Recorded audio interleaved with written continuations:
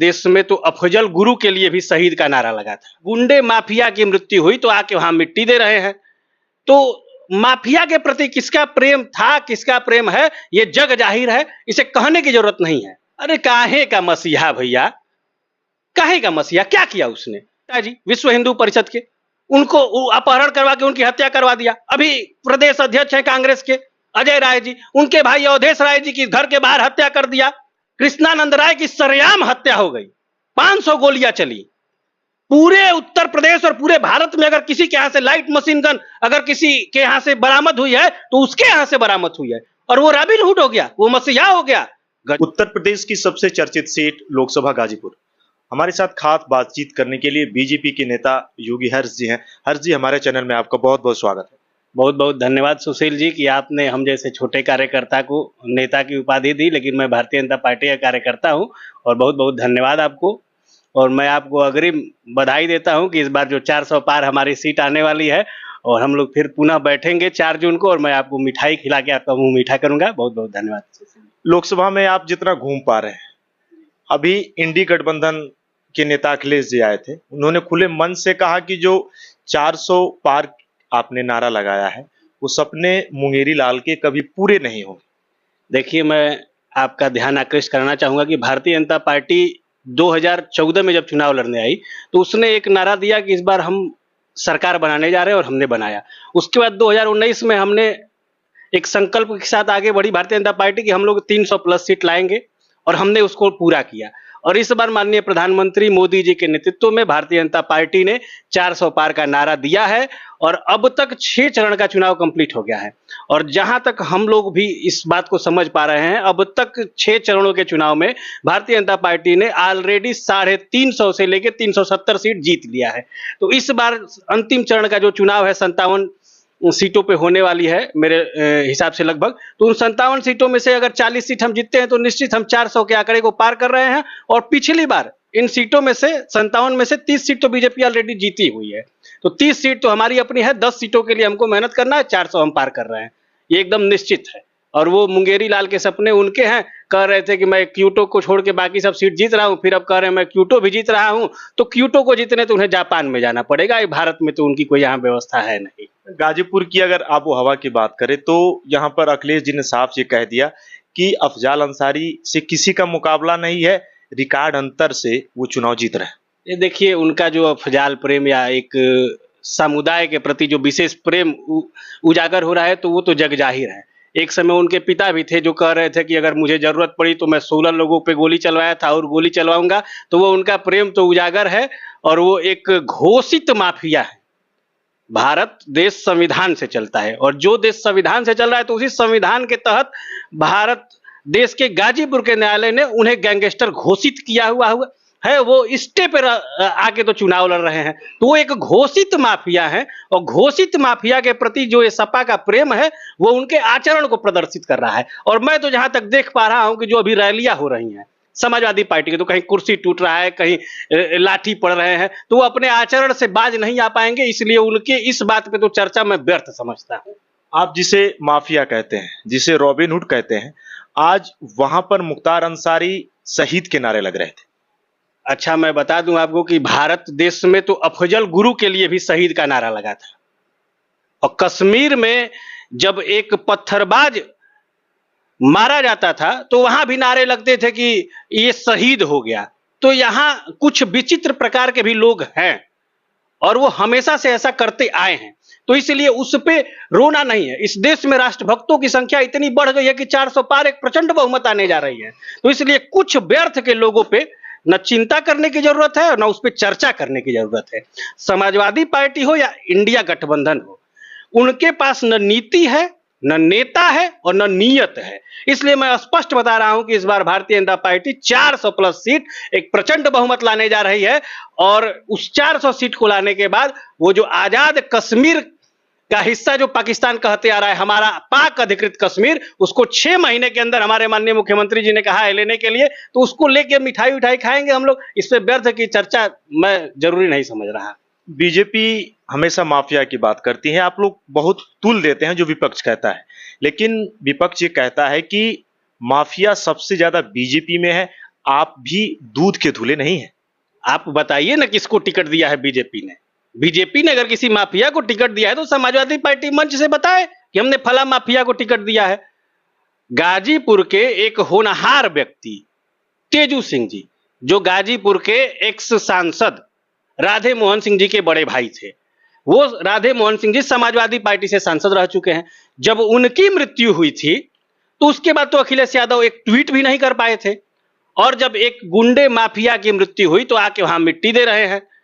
तो माफिया के प्रति किसका प्रेम था, किसका प्रेम है, ये जग जाहिर है, इसे कहने की जरूरत नहीं है।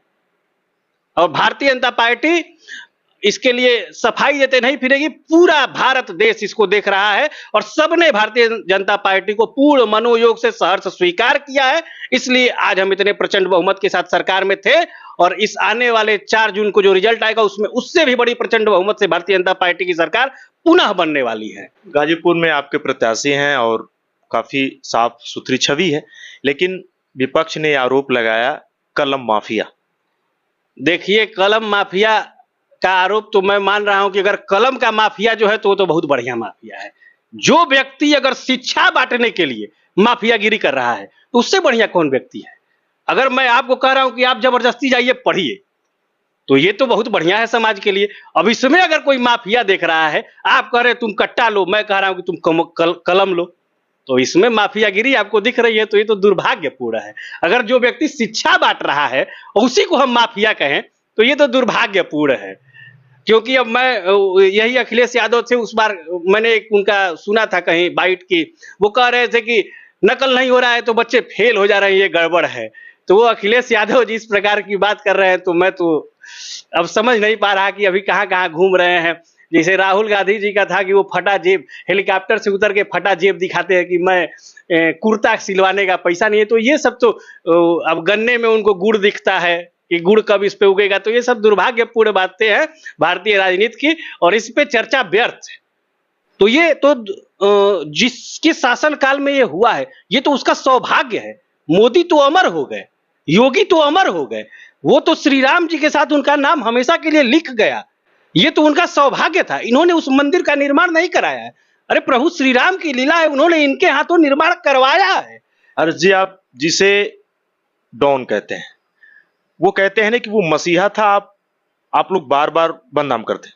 अरे काहे का मसीहा भैया, काहे का मसीहा, क्या किया उसने? आप हमारे नेता थे रुंगटा जी, विश्व हिंदू परिषद के, उनको अपहरण करवा के उनकी हत्या करवा दिया। अभी प्रदेश अध्यक्ष है कांग्रेस के अजय राय जी, उनके भाई अवधेश राय जी की घर के बाहर हत्या कर दिया। और राजनीति में वो इतने कुंठित हो गए हैं कि कह रहे हैं कि इसकी फिर से जांच होनी चाहिए, जहर दिया गया कि नहीं दिया गया। कृष्णानंद राय की सरेआम हत्या हो गई, 500 गोलियां चली।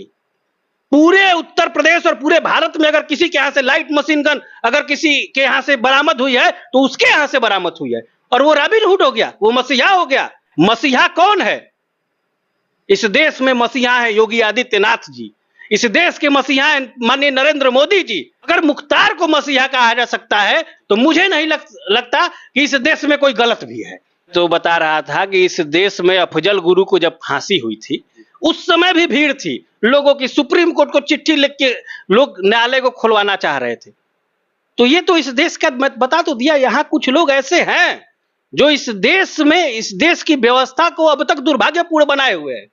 अगर वो नहीं होते तो आजादी के 77 साल बाद भी हम इस दुर्भाग्यपूर्ण स्थिति में, जहां अभी 70 साल पहले थे, अगर मोदी जी की सरकार नहीं आई थी 14 से पहले, 67 साल पहले, तो हम वहां अगर बस वहीं रुके हुए थे तो उन्हीं लोगों के कारण हम वहां रुके थे। और गाजीपुर का चुनाव कलम बनाम कट्टा है, और कलम की ताकत सबसे बड़ी ताकत होती है, क्योंकि कलम ने ही संविधान को लिखा है। तो इसलिए कलम को हराने वाला भारत भूमि में कोई पैदा नहीं है। तो अगर कोई वापस आना चाहता है तो उसका हृदय की अनंत गहराइयों से हम लोग स्वागत करते हैं।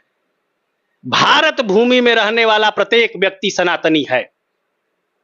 कभी किसी दबाव के कारण अगर किसी ने अन्य मजहब को स्वीकारने का कार्य किया है, और आज अगर उनकी आस्था हमारे प्रभु श्री राम और महादेव के प्रति जागृत होती है, तो ये तो हमारे लिए वो है कि हम फूल बिछा के उसका स्वागत करते हैं। आप आइए, आप राम मंदिर का भी दर्शन करिए। के लिए, नुसरत के लिए, हम सबके लिए स्वागत करते हैं कि आप आइए, हमारे प्रभु श्री राम का दर्शन करिए, महादेव का दर्शन करिए और सहर्ष स्वीकार करिए कि आप उन्हीं के वंशज हैं। हम तो स्वागत करते हैं आपका। इसमें तो एकदम ये तो स्वागत योग्य है। और इसमें कहीं भय अगर दिखता हो किसी को, कहीं अन्य कारण हो, राजनीतिक कारण हो, वो तो अलग है, लेकिन हमारे लिए ये तो हर्ष का विषय है और हम स्वागत करते हैं इसका। यूपी में कितनी सीटें जीत रहे हैं आप? यूपी में 80 में 80। इस बार सुपड़ा साफ हो जाएगा यहाँ से सभी दलों का। आपने 80 की बात की, लेकिन अखिलेश जी ने कहा कम से कम हम तो 79 जीत रहे। मैं तो बता दिया उनको ना कि क्योटो उनको जीतना है तो जापान में जाएं, वो यहाँ संभव नहीं है। और यहाँ से उनका बोरिया बिस्तरा बंद के सफाया हो गया है। जिस प्रकार गाजीपुर से माफिया का सफाया हुआ, खुले जिप्सी में लेके घुमा करते थे असलहा, एकदम रोड पे जब आते थे तो रोड खाली हो जाता था। अब माफिया को रोड से योगी जी ने खाली कर दिया। अब कोई माफिया रोड पे दिखता नहीं है। और पहले जब माफिया आता था तो रोड पे कोई नहीं दिखता था, और अब रोड पे कोई माफिया नहीं दिखता है। तो ये बदल गया है यूपी। और ये भारत ने यूपी के एक नए तस्वीर को देखा है, और उसी प्रकार वो उस नए तस्वीर में अगर कोई नया व्यक्ति आके और हमारे महादेव का पूजा अर्चना करता है तो ये तो स्वागत योग्य है, ये निश्चित ही स्वागत योग्य है। गाजीपुर जिले के लोकसभा समर में अगर मैं आपको बताऊं, युवाओं में लोकप्रिय हैं, सबका आशीर्वाद रहता है योगी हर्ष जी के साथ। आपने इतना समय दिया, आपका बहुत बहुत धन्यवाद। बहुत बहुत धन्यवाद सुशील।